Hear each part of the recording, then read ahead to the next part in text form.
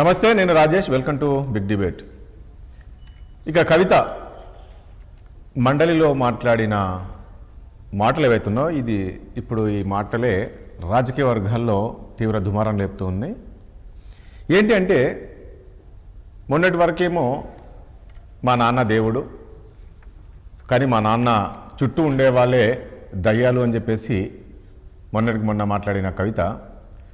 So మండలిలో ఆమె party పెట్టినప్పటి నుంచి, ఉద్యమ సమయం నుంచి జరిగిన పరిణామాలు, నా పైన ఎలా కక్షగట్టారు, ఉద్యమ సమయంలో జాగృతి ఏర్పాటు చేసి జాగృతి తరపున ఇటు మహిళలను కావచ్చు, యువతను కావచ్చు ఎంతో చైతన్యవంతం చేశాను, ఉద్యమంలో ఏ రకంగా పాల్గొన్నాను, తర్వాత తెలంగాణ ఏర్పడిన తర్వాత నా పైన ఏ రకంగా కక్షగట్టి నాకు సహకరించకుండా నన్ను ఏ రకంగా బయటికి పంపించారో అనే దానిపైన ఆమె కొన్ని విషయాలు చెప్తూ మండలిలో కంటతడ పెట్టింది.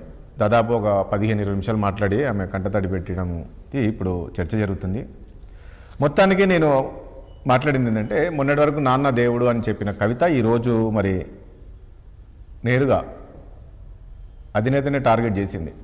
అంటే 10 ఏళ్ల పాలనలో అసలు చేసింది ఏమీ లేదని ఆమె ఇంకోటి కూడా మాట్లాడింది. అసలు ఏం పీకారని చెప్పేసి మీరు టీఆర్ఎస్ పార్టీ నుంచి బీఆర్ఎస్ పెట్టారు. సో దీన్ని కూడా నేను వ్యతిరేకించినప్పుడు కూడా అక్కడ వాళ్ళు ఎవరు వినలేదు అనే విధంగా అన్ని విషయాలు కూడా, అంటే ఈ 10 ఏళ్లలో మొత్తం చేసిన తప్పులన్నీ కూడా ఆమె మండలిలో చెప్పారు. ఇదంతా ఒకటైతే, ఇప్పుడు మరొక చర్చ ఏంటంటే, బీఆర్ఎస్ నేతలు నిన్న మహిళా నాయకురాలు మాట్లాడారు. గొంగుడి సునీత కావచ్చు, మాజీ ఎమ్మెల్యే గొంగుడి సునీత కావచ్చు, అదేవిధంగా తులా ఉమ్మ, కొంతమంది మహిళా బీఆర్ఎస్ నేతలను. కవిత వెనుక ఎవరున్నారనేది స్పష్టంగా తెలుస్తుంది. ఎందుకు అంటే, అసెంబ్లీలో బీఆర్ఎస్ పార్టీకి సంబంధించి అసెంబ్లీ కావచ్చు, మండలే కావచ్చు, ఏదన్నా ప్రజా సమస్యలపైన మాట్లాడదామని ఒక్కసారి ఇట్లా మాట్లాడితే నిమిషంలోపు మైకు కట్ చేస్తారు. అలాంటిది కవిత మండలిలో దాదాపు 15 నుంచి 20 నిమిషాలు మాట్లాడడానికి అవకాశం ఇచ్చారంటే తెలుస్తుంది ఏ రకంగా ఉందని. ఎందుకంటే సభలో ఏవైనా అంశాలు చర్చించాలంటే ప్రజా సమస్యలపైన చర్చిస్తారు, ప్రజా సమస్యలకే అది వేదిక ఉంటుంది. కానీ ఇక్కడ కవిత ఎక్కడ ప్రజా సమస్యలపైన చర్చించలేదు. కేవలము బీఆర్ఎస్ పార్టీ వ్యక్తులను, ముఖ్యంగా కేసీఆర్ టార్గెట్ చేసి ఆమె మాట్లాడడం అనేది ఈరోజు మరి మండలిలో అంత అవకాశం ఇవ్వడం అనేది ఇది కూడా చర్చ జరుగుతుంది. మరి ప్రజా సమస్యలపైన మాట్లాడకుండా ఈరోజు వేదిక చేసుకొని ఒక పార్టీని, ఒక వ్యక్తిని టార్గెట్ చేసి కేసీఆర్ కవిత మాట్లాడడం అనేది ఇప్పుడు దీని వెనుక ఎవరున్నారనేది స్పష్టంగా తెలుస్తుందని చెప్పేసి బీఆర్ఎస్ నేతలు చెప్తున్నారు. మరి నిజంగా ఈరోజు దాదాపు 15-20 నిమిషాలు అవకాశం ఇచ్చారంటే మరి ఎవరున్నారనేది ప్రజలకు తెలుస్తుందనేది ఈరోజు బీఆర్ఎస్ పార్టీ చెప్తుంది. మరి కవిత మాట్లాడిన దాంట్లో వాస్తవం ఉందా? ఎందుకంటే మరి 10 ఏళ్ళు అధికారంలో ఉన్నారు. అప్పుడు ఆమె అనుభవించింది, ఎంపీగా ఉన్నారు, తర్వాత ఎమ్మెల్సీగా ఉన్నారు, ఎంపీగా మళ్ళీ పోటీ చేసిన ఓడిపోయినప్పుడు మళ్ళీ ఎమ్మెల్సీ ఇచ్చారు. పదవులు అనుభవించి ఈరోజు బయటికి వచ్చి ఈ రకంగా మాట్లాడడం అనేది కరెక్ట్ కాదు. పార్టీ కష్టకాలంలో ఉన్నప్పుడు అండగా ఉండాల్సింది పోయి ఈ రకంగా కేసీఆర్ పైన, పార్టీ పైన విమర్శలు చేయడం సరైనది కాదు అనేది ఈరోజు బీఆర్ఎస్ నేతలు చెప్తున్నారు. మరి కవిత మాట్లాడిన దాంట్లో వాస్తవం ఉందా? ఆమెను నిజంగా కక్ష కట్టి బయటికి ఎందుకు పంపించారు? పంపించాల్సిన పరిస్థితి ఎందుకు వచ్చింది? మరి ఎందుకు పార్టీలో ఉన్నప్పుడు మాట్లాడలేకపోయింది? ఇప్పుడు ఎందుకు మాట్లాడుతుంది? దీని వెనుక నిజంగా ఎవరున్నారు? సో ఇలాంటి అంశాలన్నీ కూడా మాట్లాడదు. ఎందుకంటే లిక్కర్ కేసులకు సంబంధించి కూడా ఆమె ప్రస్తావించింది. అందులో నేను బీజేపీ పైన కూడా డే 1 నుంచి కూడా, ఎంపీగా ఉన్నప్పటి నుంచి కూడా పార్లమెంట్లో బీజేపీని నిలదీశాను, తర్వాత నిలదీశాను, ఆ కక్ష కట్టి నా పైన కేసులు పెట్టారు అనేది కూడా ఆమె చెప్తూ ఉంది. సో ఇలాంటి అంశాలన్నీ కూడా మనం చర్చిద్దాం. చర్చలో పాల్గొంటున్నారు బీఆర్ఎస్ పార్టీ సీనియర్ నాయకులు. ఒకసారి కవిత ఏం మాట్లాడింది ఒకసారి బయట కూడా విందాం మనం. గత 8 సంవత్సరాలుగా ఇండిపెండెంట్గా ఒక వ్యక్తిగా సంస్థ నడుపుతూ చేస్తున్నటువంటి ప్రయత్నాలని అడ్డుకట్ట వేయడానికి మొదటి రోజు నుంచే ప్రయత్నం జరిగింది అధ్యక్ష. కానీ ఎక్కడ కూడా నేను తెలంగాణ బిడ్డలని, తెలంగాణ ప్రజల్ని డిసప్పాయింట్ చేయదు కాబట్టి నవ్వుతూ పనిచేస్తూ వెళ్ళిపోయిన అధ్యక్ష.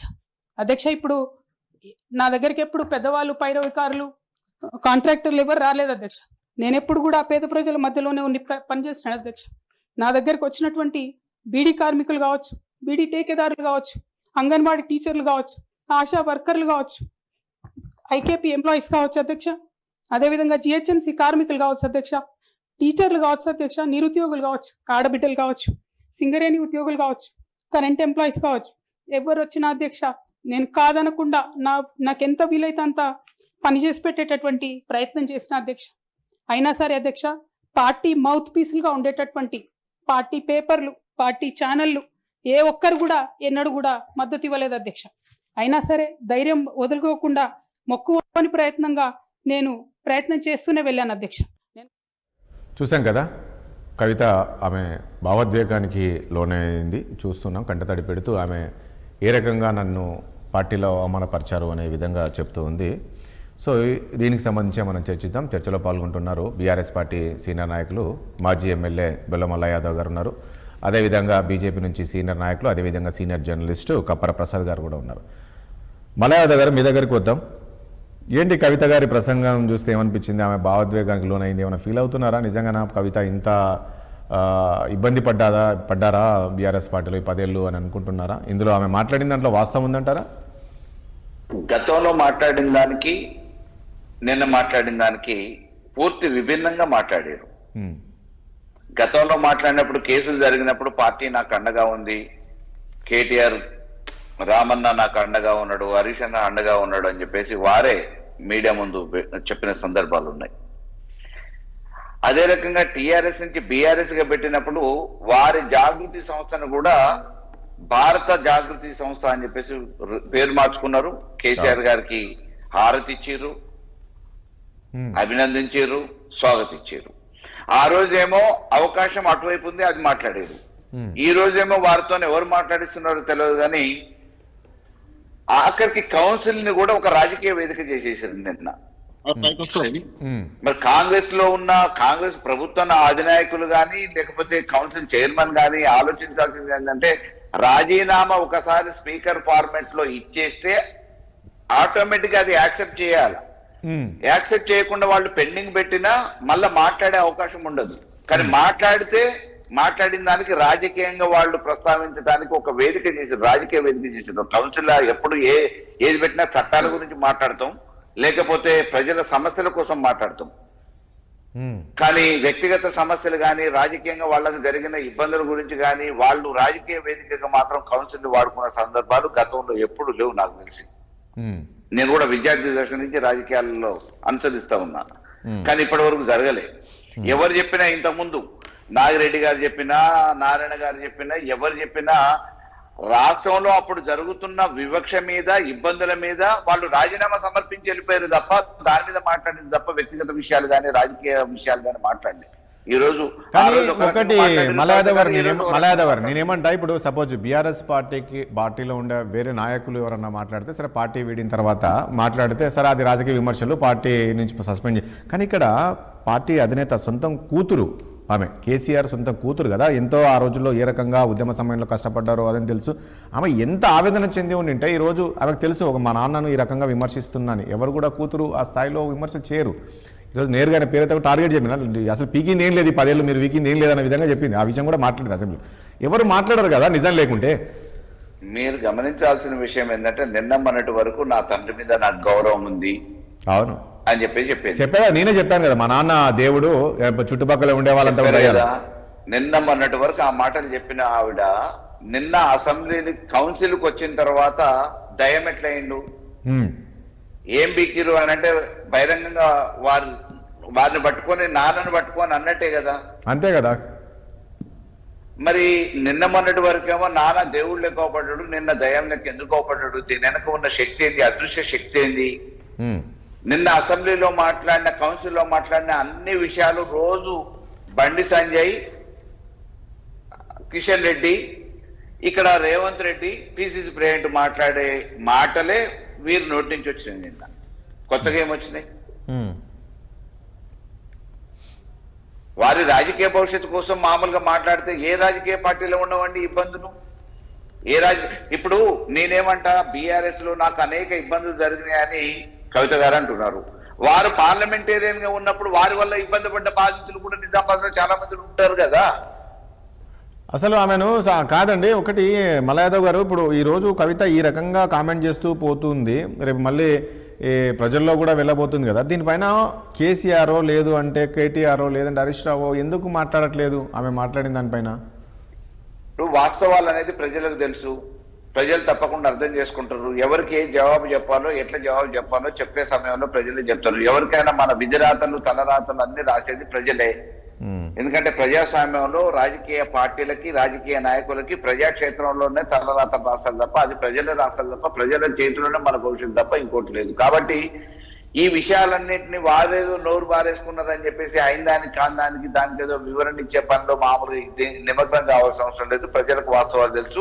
వీరు చేసిన ఘనకార్యం వల్ల, నిర్వాహకం వల్ల పార్టీ కూడా ఎంత అప్రతిష్ట వచ్చింది అనేది కూడా తెలుసు. ఎందుకంటే లిక్కర్ కుంభకోణం అనే పేరు మీద ఒక ఆడకూతురు ఏంది, లిక్కర్ కుంభకోణంలో ఇరుక్కోవటం ఏంది అనేది కూడా చర్చ జరిగింది.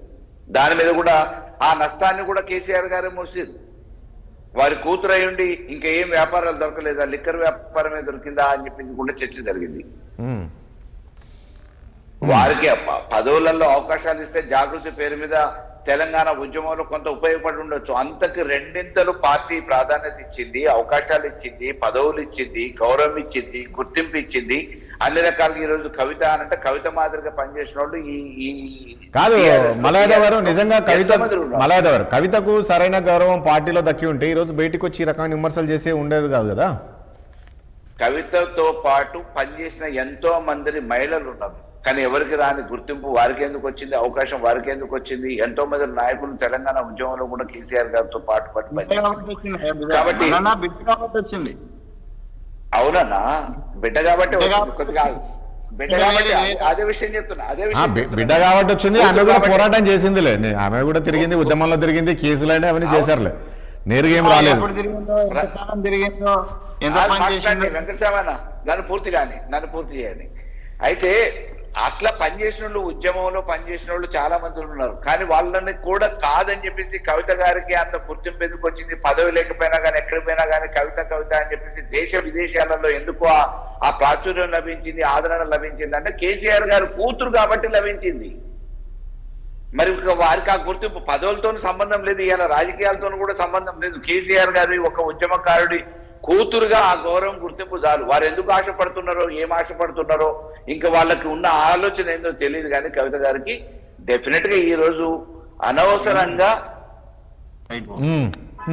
తప్పటడుగు వేసారు అనే భావన అయితే నాకుంది. తప్పటడుగు వేసారు. ఓకే, రాజకీయాలలో ఇటువంటివి చిన్న చిన్న వర్గ విభేదాలు ఉంటాయి, చిన్న చిన్న మామూలుగా ఇబ్బందులు ఉంటాయి. ఆ ఇబ్బందుల్ని అధిగమించడమే రాజకీయం. తప్పకుండా వారి మేధస్సులోనే అధిగమించాలి. ఎవరికుండవు, కేసీఆర్ గారు ఉన్నప్పుడు కేసీఆర్ గారికి లేవా ఇబ్బందులు, ముఖ్యమంత్రులు ఉంటాయి, ఏమి ఇబ్బందులు లేకుండా ఉంటాయి. ఇలా రేవంత్ రెడ్డి గారికి లేవా, ఆయన ఇంట్లో కూర్చుంటే కుర్చీ అనేది ముళ్ళ కంచె కాదు. మళ్ళీ ఒక పాయింట్ ఇక్కడ, మీరేమో ఈ 10 ఏళ్ళు మేము అసలు బ్రహ్మాండం చేసాము, అసలు మామూలుగా చేయలేదు, ఏ రకంగా అభివృద్ధి చేశాము అని మీరు చెప్తున్నారు. కవితనేమో నిన్న మొత్తానికి అసలు ఏం చేశారు, ఏం చేయలేదు, 10 ఏళ్ళు మొత్తం సర్వనాశనం చేశారని చెప్పేసి ఆమె చెప్తూ ఉంది. అసలు ఎక్కడ ఈ ఉద్యమ స్టాచ్యూగా నుంచి సెక్రటరీ వరకు టోటల్గా అవినీతి అని, అంటే నేరుగా కేసీఆర్నే టార్గెట్ చేసింది, ఎందుకంటే ఆయన ముఖ్యమంత్రి కాబట్టి. నిజంగా ఆ విషయంలో చిత్తశుద్ధి ఉంటే మరి అధికారంలో ఉన్నప్పుడు ఎందుకు నోరు విప్పలేదు, పెదవి విప్పలేదు? అప్పుడే విభేదించాలి కదా, అప్పుడే అడగాలి కదా, అప్పుడే తండ్రితో కొట్లాడొచ్చు కదా, అప్పుడే నాయకుల దగ్గర ప్రెస్ మీట్లు పెట్టొచ్చు కదా. ఎక్కడెక్కడ అవినీతి జరుగుతుందో అవినీతి మీద, అక్రమాల మీద ఇక్కడ జరుగుతుంది. అవునండి, అప్పుడు మీరు పవర్ లో ఉన్నారు, బయటికి వెళ్ళదు ఉంటుంది, ఇంకా పవర్ లో ఉంటారా అన్న, పవర్ లో ఉంటారా అని. సరే, ఓకే, పర్వాలేదు. ఒకసారి వెంకటస్వామి గారు ఒక పాయింట్ మీ దగ్గరికి వస్తాను. ఈ లైన్లో ఉన్నారు కదా.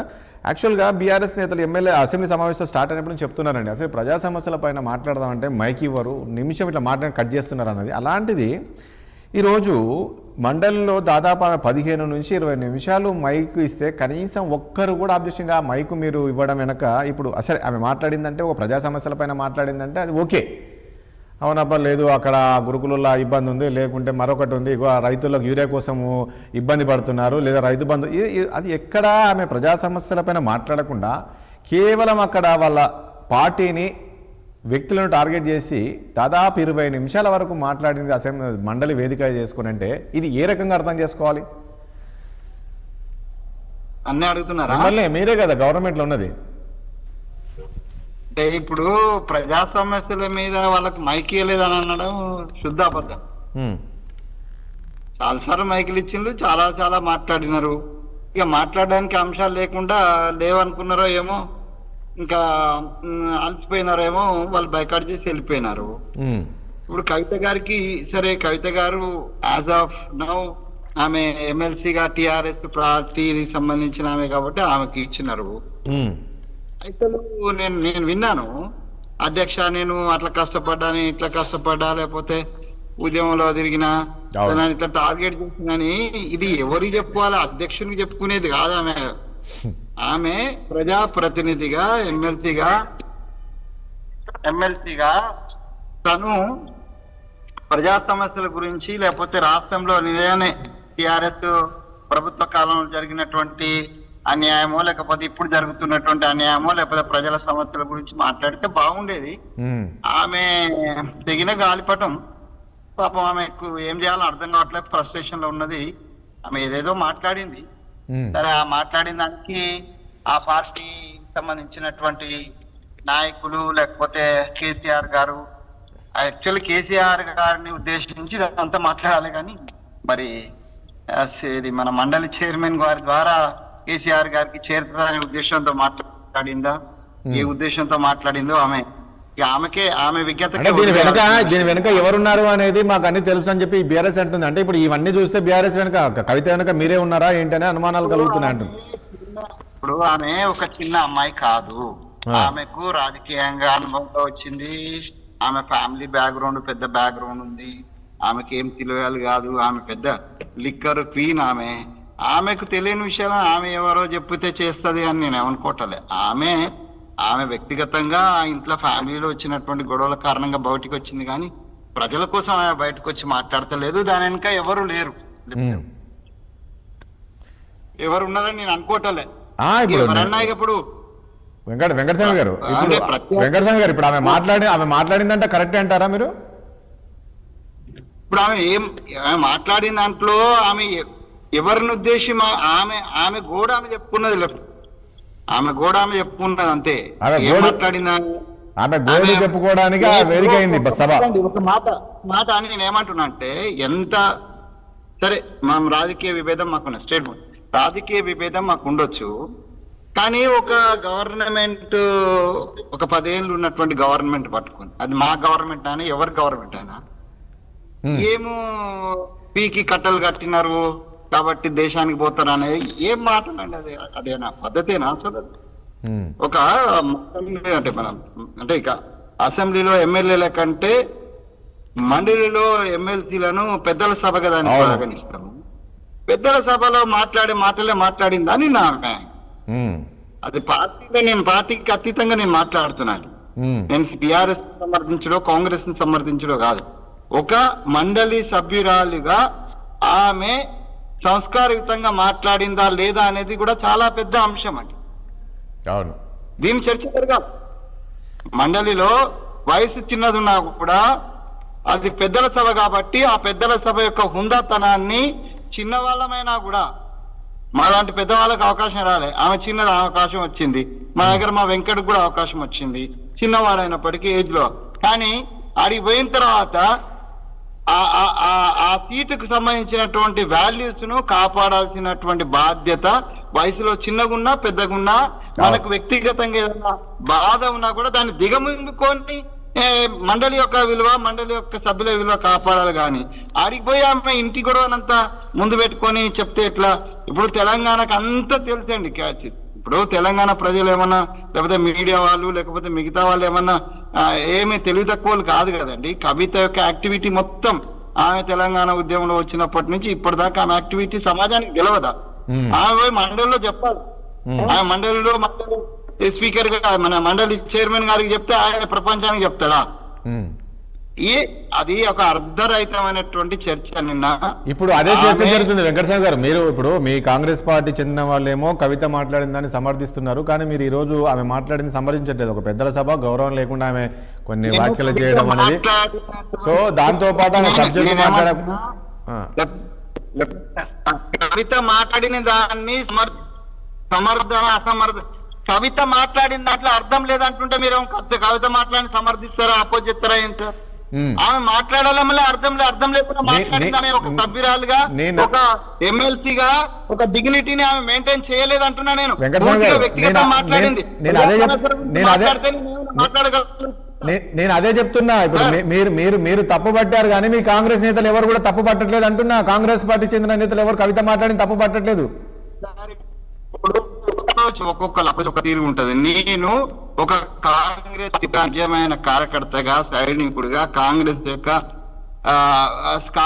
సిద్ధాంతాలకు తెలిసిన వాడిగా, కాంగ్రెస్ వాళ్ళు, కాంగ్రెస్ సంబంధించినటువంటి పెద్దల సభను ఎంత చక్కగా నడుపుతారు, ఎట్లా ఉండాలా అనేటువంటిది నేను చాలా మంది పెద్దల నుంచి, అదే పెద్ద నాయకుల దగ్గర నుంచి నేను నేర్చుకున్నా. కాబట్టి నేను ఏమంటుంటా, ఆ సభ గౌరవాన్ని ఆమె కాపాడలేకపోయింది. టిఆర్ఎస్ ని విమర్శించగానే మేము భుజాలు గుద్దుకోవాల్సిన అవసరం లేదు. టిఆర్ఎస్ ను మేము ఆమె విమర్శించలేదండి, టిఆర్ఎస్ యొక్క దురాఘాతాలను మేము బయట పెట్టినాం కాబట్టే ప్రజలు మాకు ఆశీర్వాదం ఇచ్చి మాకు ఇవాళ గవర్నమెంట్ మా చేతిలో. ఒకటి వెంకటస్వామి గారు ఒక పాయింట్ ఇక్కడ, ఈ కవిత ఈ స్థాయిలో మాట్లాడుతుందంటే ఈ కవిత వెనక ఎవరై ఉండొచ్చు ఉంటారు? అది కవిత గారిని అడగాలండి, మీరు ఎవరున్నారండి. ఎందుకంటే నేను చెప్పలేను కదా ఆమె మనసులో ఏముంది, ఆమె బ్యాక్ ఎవరున్నారు, ఆమె ముందర ఎవరు నడుస్తున్నారు అనేటువంటిది. మొత్తం అయితే నేనైతే చిన్న మాటలో నేను చెప్తా అండి, ఇది మొత్తం కూడా ఫ్యామిలీ పంచాయతీ, పైసల పంచాయతీ, ఆస్తుల పంచాయతీ. అంతే. కానీ ప్రజల పంచాయతీ కాదు అది. అది ప్రజల పంచాయతీ కాదు, ప్రజా సమస్యల మీద పంచాయతీ కాదండి. ఆస్తుల పంచాయతీ కాదు, ఇది ఆత్మగౌరవ పంచాయతీ అంటుందామె. ఆస్తుల పంచాయతీ కాదు, ఆత్మగౌరవం కోసమని. ఆమె ఆత్మగౌరవంకు ఆమెకి ఏం తక్కువైంది? ఇప్పుడు ఆమె మకుటం లేని మహారాణిగా టిఆర్ఎస్ సమయంలో మొత్తం అధికారాన్ని రాజ్యాంగేతర శక్తిగా ఆమె చెలాయించిన మాట వాస్తవము. అది టిఆర్ఎస్ నేతలు చెప్పలేకపోతే కానీ నేను చెప్తున్నా, ఆమెకేం తక్కువ ఉంది. ఇవాళ కూడా ఆమెకు ఆ గౌరవం గమ్మత్తుగా, ఇవాళ కూడా ఆ గౌరవం దొరుకుతుంది. ఏందో రాజ్యాంగేతర శక్తిగా. ఇప్పుడు ఆమె ఎమ్మెల్సీ, ఆ ఎమ్మెల్సీకి ఇంత ఆర్భాటం ఏందో మిగతా చాలా మంది ఎమ్మెల్సీలు. నర్సారెడ్డి గారు పాపము ఆయన టీచర్ ఎమ్మెల్సీ మా తరఫున, ఆయన ఒకసారి వస్తుంటే మన భువనగిరి దగ్గర ఉన్నటువంటి గూడూరు టోల్ గేట్ దగ్గర ఆయన వెహికల్ వదిలిపెట్టాలి ఎమ్మెల్సీ అని చెప్పినా కూడా అంత దరిద్రమైన పరిస్థితి కొంత ఎమ్మెల్సీ లేకుంటే ఈమెకు మాత్రం ఎందుకు వంది మాగాదులు, లేకపోతే ఇంత మాత్రం ఎంత ఎందుకు? అంటే కేసీఆర్ కూతురు కదండి, కేసీఆర్ నుంచే కదా ఆమెకు వచ్చింది ఇంత పేరు కావచ్చు, గౌరవం కావచ్చు. ఆమెకు దొరికింది, ఒక కూతురుగానే ఆమెకు దొరుకుతున్నది తప్పితే ఆమె ప్రజాసేవల కోసము బండలెత్తింది లేదు, లేకపోతే గుట్టలకు ఏం మోసిందేం లేదు. రైట్. ప్రసాద్ గారు బీజేపీ పైన కూడా ఆమె విమర్శలు చేసింది. ఏంటి అసలు నేను బీజేపీ పైన ఈ స్థాయిలో పోరాటం చేశాను డే 1 నుంచి కూడా, ఎంపీ అయినప్పటి నుంచో, కానీ ఈరోజు నన్ను జైల్లో పెట్టారు అనే విధంగా ఆమె కామెంట్ చేసి బీజేపీతో బీఆర్ఎస్ ములాఖాత్ అయింది అనే విధంగా నిన్న సభలో మాట్లాడింది. ఏంటి ఓవరాల్గా కవిత కామెంట్స్ను ఎట్లా చూస్తుంది బీజేపీ? రాజేష్ గారు, మీకు డిబేట్ లో ఉన్నటువంటి వెంకటస్వామన్నకు, మల్లయ్య యాదవ్ గారికి నమస్కారం. నమస్తే. అట్లనే టీవీ ప్రేక్షకులందరికీ కూడా నమస్కారం. నమస్తే. చెప్పండి. కవిత మాట్లాడినటువంటి మాటల్ని భారతీయ జనతా పార్టీ పెద్ద సీరియస్ గా తీసుకోవట్లేదు. కవిత వేరే పార్టీ పెట్టుకుంటా అన్నది అది ఆమె ఇష్టం. ఎవరైనా ప్రజాస్వామ్యంలో ఎవరైనా ఏ రాజకీయ పార్టీ అయినా పెట్టుకోవచ్చు, అందులో ఇబ్బందులు ఏం లేదు. కవిత కూడా పార్టీ పెట్టుకోవచ్చు, దాన్ని భారతీయ జనతా పార్టీ ఆ పార్టీ పెడతా అనడానికి కూడా స్వాగతిస్తాం. తర్వాత ఏ ప్రాంతీయ పార్టీలోనైనా సరే మీరు చూసుకుంటే మన బీహార్ గాని, లేకపోతే ఉత్తరప్రదేశ్ గాని, ఇట్లా నువ్వు ఏ ప్రాంతీయ పార్టీల పరిస్థితి చూసుకున్నా, కర్ణాటకలో చూసుకున్నా, ఎక్కడ చూసుకున్నా ప్రాంతీయ పార్టీలో కుటుంబ వ్యక్తుల మధ్యన ఆధిపత్య పోరాటం అన్నది జరగడం కామన్, సహజమని ప్రతి దగ్గర జరుగుతా ఉన్నది, ఇక్కడ కూడా జరుగుతా ఉన్నది. కాబట్టి ఇక్కడ ఆమె ఆస్తుల పంచాయతీ కాదు అని చెప్పింది, కానీ అధికారం పంచాయతీ కాదు, పదవుల పంచాయతీ కాదు అని చెప్పలేదు. ఆస్తుల పంచాయతీ కాదు అని చెప్పింది. మేబీ ఆస్తుల పంచాయతీ కాకపోయినప్పటికీ అధికారం పంచాయతీ, పదవుల పంచాయతీ అనేది స్పష్టంగా అర్థమైతా ఉన్నది. ఆమె ఆత్మగౌరవం దెబ్బతిన్నది అంటే ఎక్కడ దెబ్బతిన్నది, ఎందుకు దెబ్బతిన్నది ఆత్మగౌరవం? అంటే ఆత్మగౌరవం కేటీఆర్ కి వర్కింగ్ ప్రెసిడెంట్ ఇవ్వడం ద్వారా దెబ్బతిన్నదా? ఆత్మగౌరవం హరీష్ రావు గారికి మంత్రి పదవి ఇవ్వడం ద్వారా దెబ్బతిన్నదా? ఆత్మగౌరవం వాళ్ళిద్దరిని వాళ్ళ నాయన పిలిచి కూర్చుండబెట్టుకొని పార్టీ వ్యవహారాలు మాట్లాడుతుండడం వల్ల దెబ్బతిన్నదా? ఎక్కడ దెబ్బతిన్నది ఆమె ఆత్మగౌరవం? ఎందుకని దెబ్బతిన్నది ఆమె ఆత్మగౌరవము? ఇవి మాట్లాడాల్సినటువంటి అంశాలు స్పష్టంగా అర్థం చేసుకోవచ్చు. మనం స్పష్టంగా అర్థం చేసుకునేది ఏంటంటే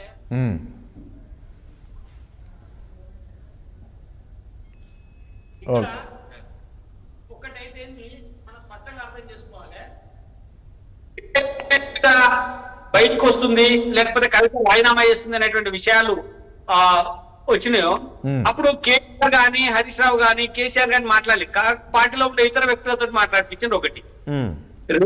నిన్న ఆమెకు మైక్ ఇచ్చిండ్రు, లేకపోతే ఇంకెవరున్నారు. ఎందుకంటే మైక్ ఇవ్వడం నేను పెద్దగా తప్పుపట్టట్లేదు, ఎందుకంటే ఆమె నేను రాజీనామా చేసిన రాజీనామాను మీరు ఆమోదించలేదు, మరోసారి నేను రాజీనామా సమర్పిస్తున్నా కాబట్టి చెప్పుకోవడానికి అవకాశం ఇవ్వండి అంటే ఏదో ఆయన చైర్మన్ మండలి చైర్మన్ గారు అవకాశం ఇచ్చే ఉంటారు, దాన్ని పెద్దగా తప్పుపట్టాల్సిన అవసరం లేదు. ఒకటి.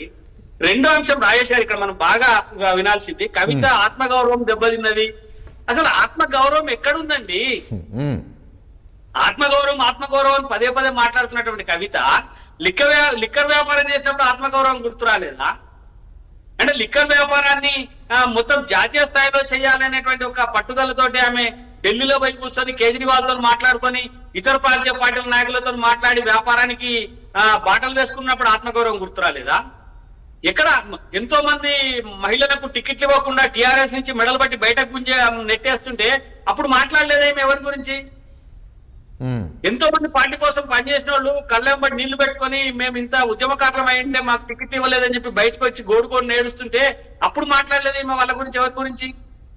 ఇప్పుడు మాట్లాడుతుంది అంటే అర్థం ఏంటంటే పార్టీలో అంతర్గతంగా ఏదైతే లంచ్ టేబుల్ మీటింగ్ అంటాం మనం, ఈ లంచ్ టేబుల్ మీటింగ్ ఎక్కడ జరుగుతుంది? కేసీఆర్ గారి ఇంట్లో జరుగుతుంది. కేసీఆర్ గారి ఇంట్లో లంచ్ టేబుల్ మీటింగ్ మీద కవిత, కేటీఆర్, హరీష్ రావు, కేసీఆర్ కూర్చొని నిర్ణయాలు తీసుకునేటువంటి సందర్భంలో ఆ మీటింగ్ కు కవితకు ఆహ్వానం అందడం లేదు. ఓకే, అక్కడ ఏం జరుగుతుందో మీకు తెలియడం లేదు. ఆ ఫ్రస్ట్రేషన్ లోనే బయటకు వచ్చిందేమని నాకు అనిపిస్తుంది ఒకటి. రెండో అంశం రాజేష్ గారు బాగా గమనించాలి, ఇంటర్నల్ పాలిటిక్స్ ఏ ప్రాంతీయ పార్టీలో అయినా కూడా ఇంటర్నల్ పాలిటిక్స్ లో మనం ఎవరినైనా చూసుకున్నా, లల్లూ ప్రసాద్ యాదవ్ చూసుకున్నా, ములాయం సింగ్ యాదవ్ గారిని చూసుకున్నా, లేకపోతే కర్ణాటకలో కడిమలి వ్యవహారం చూసినా, ఈ రకంగా మీరు అనేక పార్టీ ఈవెన్ తెలుగుదేశం పార్టీలో చంద్రబాబు నాయుడు గారి వ్యవహారం చూసుకున్నా, ఏవైనా కూడా ఇంటర్నల్ గా ఉండబడేటువంటి ప్రాంతీయ పార్టీలలో రాజకీయ ఆధిపత్యం కోసం జరిగినటువంటి అనేక పోరాటాలు, ఆ పోరాటాలలో అధికారం ఆ కుటుంబంలో ఉంది. ఇందాక మన వెంకట సాగన్న గారు అట్నే మల్లయ్య యాదవ్ గారు కూడా స్పష్టంగా చెప్పారు, కవితకి ఎందుకు పేరు వచ్చింది అంటే కేసీఆర్ గారి కూతురు కాబట్టి. అవును. మరి ఇప్పుడు పదవి ఎవరికి వస్తుంది? కేటీఆర్ గారికి ఎందుకని ఇలా వర్కింగ్ ప్రెసిడెంట్ ఇచ్చిండ్రు? పార్టీలో బాగా కష్టపడి పనిచేసి చెమటోడ్చి ఆ పార్టీని అధికారంలోకి తెచ్చింది, లేకపోతే నడిపిస్తున్నాను కాదు, కేవలం కేసీఆర్ గారి కొడుకు కాబట్టి. హరీష్ రావు గారు ఎమ్మెల్యే కాకముందు మంత్రి పదవి ఎందుకు ఇచ్చిండ్రు? పార్టీని భుజాల మీద మోస్తుందని చెప్పి కాదు. చాలా మంది ఉద్యమకారులు వెంకట సామన్న లాంటి వాళ్ళు ఆస్తులు ఉద్యోగాలు కూడా కొట్టుకొని పోరాటం చేసిన వాళ్ళు ఉన్నారు కదా, వాళ్ళందరూ కాకుండా ఎందుకు ఇచ్చారు అంటే కేసీఆర్ గారు అల్లుడు కాబట్టి. కాబట్టి ఆ టిఆర్ఎస్ పార్టీలో జరిగేది కేవలం కేసీఆర్ గారు చుట్టూ ఉండేటువంటి వంది మాగదే జనం. వీళ్ళతోనే గతంలో ఒకమైన రెహమాన్ అనుకుంటా ఎమ్మెల్సీ ఇచ్చారు. ఎందుకు ఇచ్చారా అంటే కేసీఆర్ బిర్యానీ పెట్టింది కాబట్టి. ఉద్యమం బాగా చేసిండు, విస్తృతంగా ఉద్యమం చేసి జనాలను కూడగట్టిండని కాదు. అక్కడ చుట్టూ రాజకీయం అంతా కూడా కేసీఆర్ చుట్టూ ఆయనకు సేవలు చేసేటువంటి వ్యక్తులు, లేకపోతే ఒక ఆయనకు రాజ్యసభ ఇచ్చారు, కేసీఆర్ కు మందులు ఇస్తుండు కాబట్టి, లేదా కాంగ్రెస్ వాళ్ళు అయితే మందు పోస్తుండు కాబట్టి అంటారు. కానీ మేము ఆ మాట అనట్లేదు, మందులు ఇస్తుంది కాబట్టి ఆయనకు రాజ్యసభ ఇచ్చినామని ఆయన ఓపెన్ గా చెప్పుకున్నాడు. కాబట్టి ఇట్లాంటి వ్యవహారం అంతా కూడా ప్రతి రాజకీయ పార్టీలో కూడా ప్రాంతీయ పార్టీలు ఉన్నప్పుడు ప్రాంతీయ పార్టీలో కుటుంబ రాజకీయమే ఉంటది. ఈ కుటుంబ రాజకీయం కుటుంబాలలో ఆమె ఆస్తి కోసం కాదని చెప్పినప్పటికీ అధికారం కోసము, తనని కాదని తన అన్నకు మంత్రి పదవి ఇచ్చిండ్రనో, లేకపోతే తనని కాదని బావకు పెద్దపీట వేస్తుండ్రని చెప్పో, లేకపోతే తనకు ఇంకా అవును కాదు కపర్ బసాయి. ఇప్పుడు తనను కాదంటే ఇప్పుడు ఆమెకు గుర్తుపెట్టుకోండి, ఇప్పుడు మొదటిసారి అధికారం ఉన్నప్పుడు ఆమె ఎంపీ అయ్యింది, సెకండ్ టైం ఆమె ఓడిపోయింది, టికెట్ ఇచ్చారు, అయినా ఎమ్మెల్సీ ఇచ్చారు. ఇక్కడ ఎక్కడ తక్కువ చేసింది బీఆర్ఎస్ పార్టీ ఆమెకు?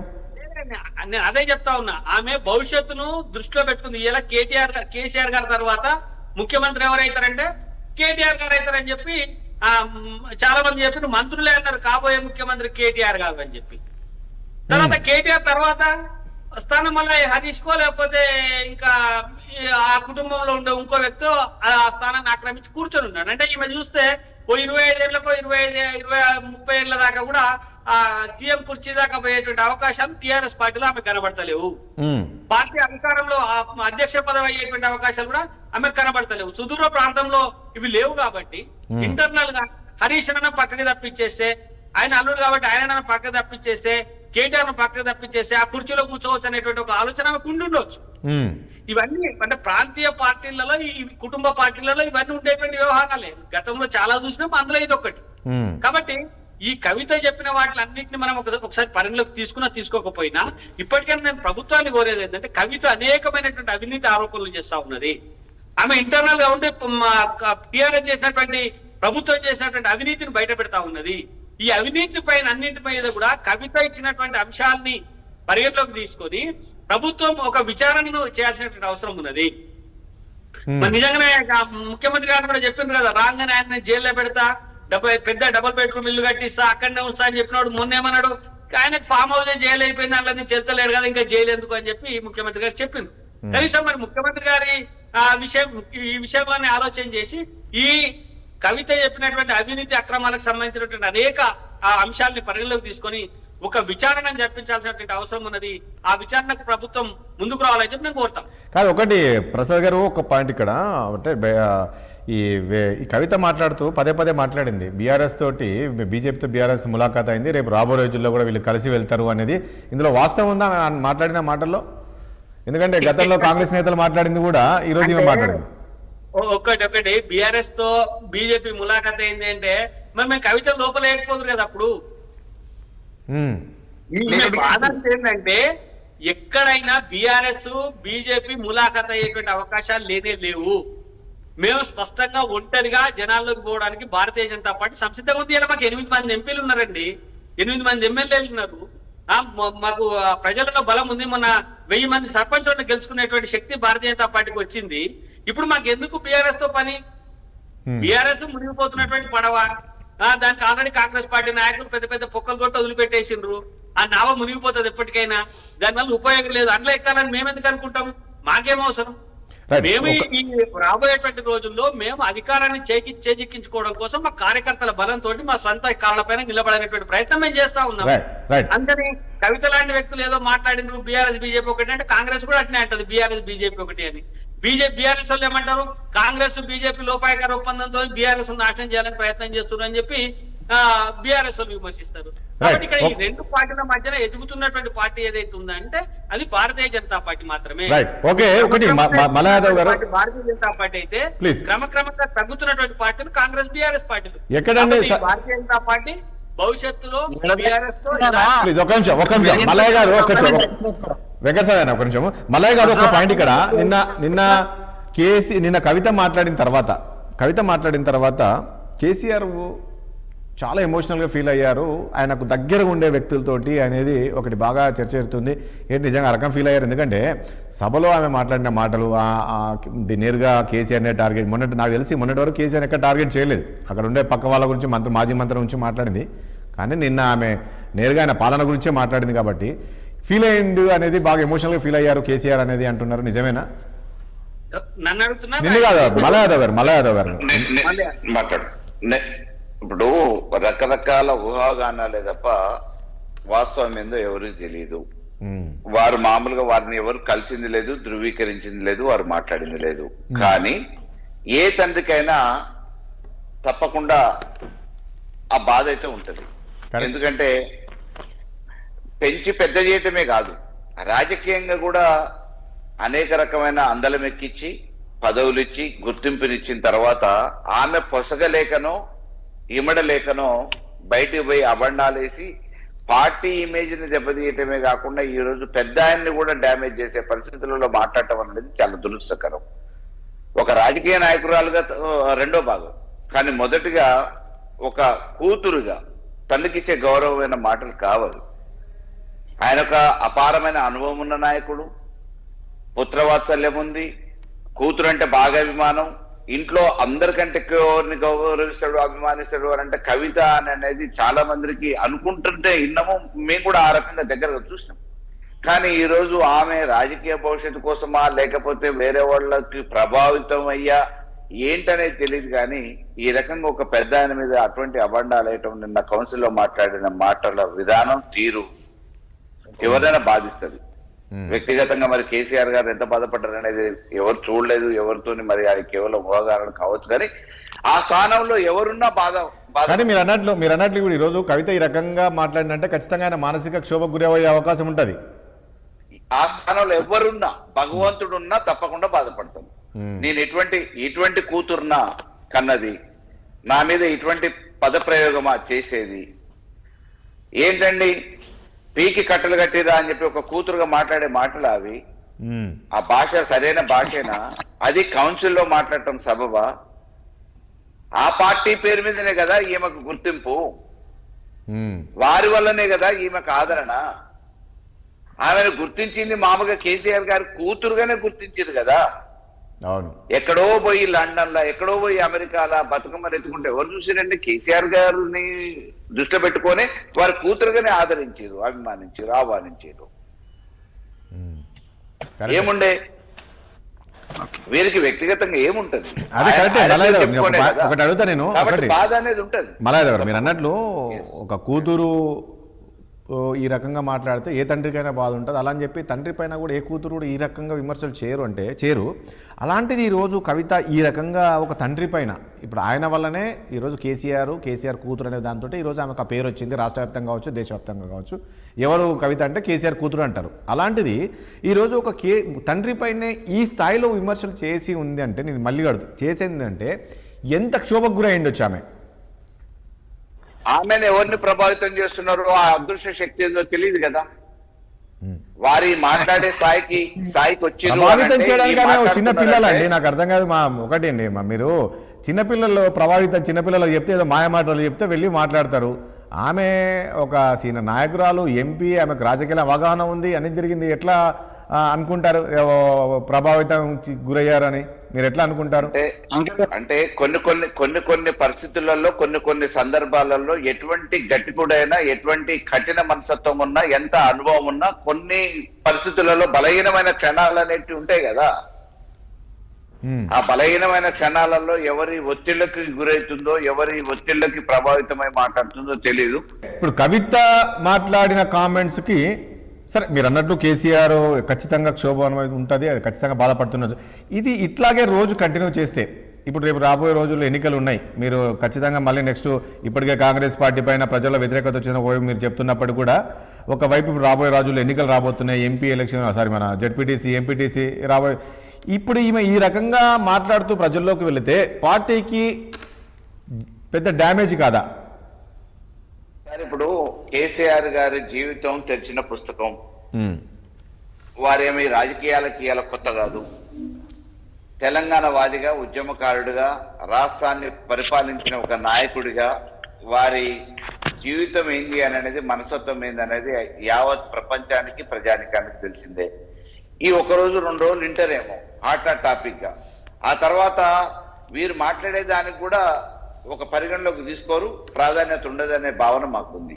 ఎందుకంటే ఈరోజు ప్రతిపక్షాలు, మేము ప్రతిపక్షంలో ఉన్న అధికార పక్షాలు ఏవైతే మాట్లాడుతున్నాయో ఆ మాటలే కవిత గారి నోటి నుంచి వస్తూ ఉన్నాయి.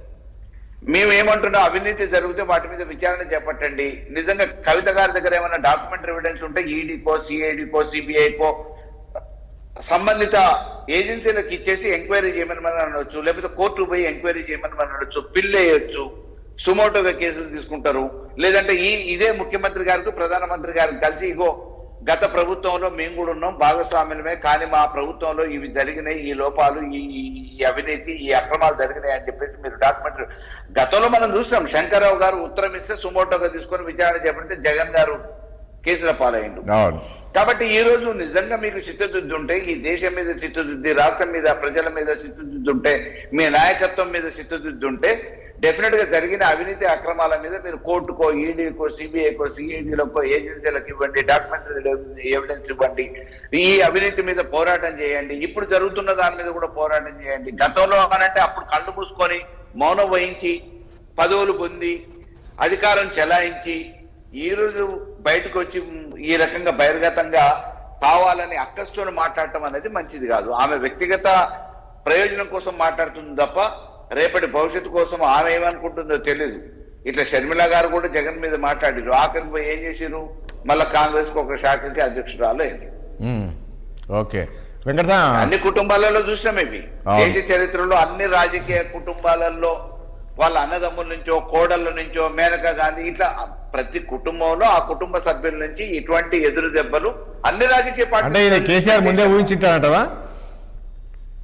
ఏం సార్, కేసీఆర్ ముందే ఊహించిండొచ్చా ఇక్కడ కూడా ఇట్లాంటి జరిగే అవకాశం ఉందని?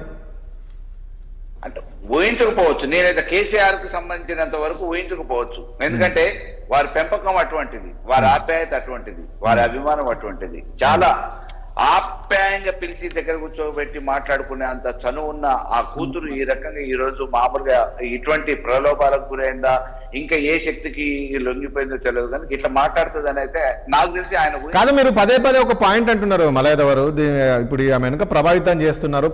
ఎవరు చేసి ఉండొచ్చు ప్రభావితం అంటే ఏదైతే కాంగ్రెస్ నేతలు ఆరోపణలు చేస్తున్నారో సేమ్ అవే ఆరోపణలు ఆమె చేస్తుంది అంటున్నారు కదా సార్. ఆమె గతంలో ఒక ఎంపీగా చేసిరు, మొన్న ఎమ్మెల్సీగా అవకాశం వచ్చింది. వారి రాజకీయ అనుభవం ఏంది, వారి త్యాగం ఏంది, వారు చేసింది ఏందని, దేని మీద మామూలుగా రేపటి భవిష్యత్తును దృష్టిలో పెట్టుకొని ఆమె నాయకురాలుగానో లేకపోతే రాష్ట్రానికి ముఖ్యమంత్రిగానో ఎదుగుతా అని చెప్పేసి ఏ ధీమాతో ముందుకు పోతున్నారు? ఎవరో ఒకళ్ళు వెనకుండి ప్రోత్సాహం లేకపోతే, ప్రోత్సహించకపోతే, ఎవరో ఒకళ్ళు మామూలుగా వాడుకోకపోతే, పావుగా వాడుకోకపోతే. ఓకే వెంకటస్వామి గారు ఒక పాయింట్ ఇక్కడ రైట్. వెంకటస్వామి గారు ఇక్కడ ఒకవైపు మీరు కేసీఆర్ విమర్శలు చేస్తున్నారు, మీ ముఖ్యమంత్రి కావచ్చు, మీ కాంగ్రెస్ నేతలు, దానికి తోడు ఈ రోజు మీకు ఒక బూస్టింగ్ ఇచ్చినట్టు కవిత కూడా కేసీఆర్ పైన, కేసీఆర్ 10 ఏళ్ల పాలన పైన విమర్శలు చేస్తుంది. ఇది ఈ కామెంట్స్ మీకు రాబోయే రోజుల్లో ఒక ప్లస్ అయ్యే అవకాశం ఉందా కాంగ్రెస్ పార్టీకి? ఇప్పుడు తప్పనిసరిగా ఇప్పుడు ప్రజలు అంటే ఆల్రెడీ మేము కవిత గారి కంటే ముందే మేము ఈ రాష్ట్ర ప్రజల ముందట కేసీఆర్ గారి యొక్క ప్రార్థనా విధానము, లేకపోతే వారు చేస్తున్నటువంటి అంటే రకరకాలైనటువంటి పథకాలలో కావచ్చు, లేకపోతే ప్రాజెక్టులో జరిగినటువంటి అవినీతిని, ఇదంతా కూడా మేము గత ఎలక్షన్స్ కు ముందే 10 ఏళ్ల నుంచి మేము ప్రజలకు అంటే ఎప్పుడైతే ఈ అవినీతి, ఆశ్రిత పక్షపాతము, ఈ దౌర్జన్యము ఇది స్టార్ట్ అయిందో అప్పటి నుంచి మేము కాంగ్రెస్ పార్టీగా ఒక ప్రతిపక్షంగా మేము అనుక్షణము మా పార్టీని విలీనం చేసుకోను వారు ఇట్లాంటి అన్ని జరిగినా కూడా ఉన్న 10 మంది కార్యకర్తలమైన గ్రామ స్థాయి నుంచి రాష్ట్ర స్థాయి వరకు నాలాంటి వాళ్ళము లేకపోతే చిన్న కార్యకర్తలు కూడా కొట్లాడినారు. ఈ కొట్లాట యొక్క ఫలితమే 2023 డిసెంబర్లో జరిగిన ఎన్నికల్లో మేము గెలవడం. అంటే టిఆర్ఎస్ చేస్తున్న దాన్ని ప్రజలు, టిఆర్ఎస్ చేస్తున్న అక్రమాలను లేకపోతే వాళ్ళు చేస్తున్నటువంటి అంటే అప్రజాస్వామిక పాలనను ఆపాలనుకున్నారు ప్రజలు. దానికి ఆల్టర్నేట్ గా మాకు అవకాశం ఇచ్చినారు. సో అక్కడే తేలిపోయింది మేము చేసిన ఆరోపణలు ప్రజలు నమ్మినారు, లేకపోతే అది కరెక్ట్ అనేటువంటిది. కాబట్టి ప్రజా తీర్పు ఇందాక బలని అన్నట్టుగా ప్రజల తీర్పే ఫైనల్ కాబట్టి ఆ ప్రజల తీర్పు నుంచి ప్రజా కోర్టులో వాళ్ళను శిక్షించాలనే ఉద్దేశంతో ఒక శిక్ష పడింది. ఆ శిక్షనే వాళ్ళను ఇంట్లో కూర్చోబెట్టి మాకు అధికారం ఇచ్చింది. ఇలా కొత్తగా కవిత వచ్చి చేసినంత మాత్రాన ఈ ఆరోపణలన్నీ కొత్త ఏం కావు. మేము చేసిన ఆరోపణలే ఆమె రిపీట్ చేస్తుంది. ప్రధానంగా మీ పైన ఆరోపణలు వస్తున్నాయి కదా? కాదండి, ప్రధానంగా కాంగ్రెస్ పార్టీ పైన ఆరోపణలు వస్తున్నాయి. వాళ్ళు మాట్లాడిందే వెనక ఉండి మాట్లాడిస్తున్నారు, కవిత వెనక ఎవరున్నారు అనేది ప్రజలకంతా తెలుసు, గమనిస్తున్నారని. నేనేమంటున్నంటే కవిత గారు ఆ పార్టీలో ఉండి యాక్టివ్గా ఉండి క్రియాశీలకంగా ఉండి ఆ పార్టీ పక్షాన ప్రచారం చేస్తున్నటువంటి సమయంలోనే మేము ఈ ఆరోపణలను చేసినాం. ఆ రోజు వాటి మీద ఆమె ఏం చెప్పలా. ఇవాళ ఆమె వ్యక్తిగత అవసరాల కోసము మేము చేసిన ఆరోపణలు కూడా ఆమె ఉపయోగించుకుంటుంది. ప్రజాస్వామ్యంలో ఎవరైనా ఉపయోగించుకోవచ్చు, దాన్ని ప్రజాస్వామ్యంలో స్వేచ్ఛ ఉంది, ఉపయోగించుకున్నామని పార్టీ పెట్టుకునే అన్నీ ఉన్నాయి. కానీ కాకపోతే విలువలను కాపాడే కూడా ఒక సభ్యురాలుగా ఆమె మీద ఉంది.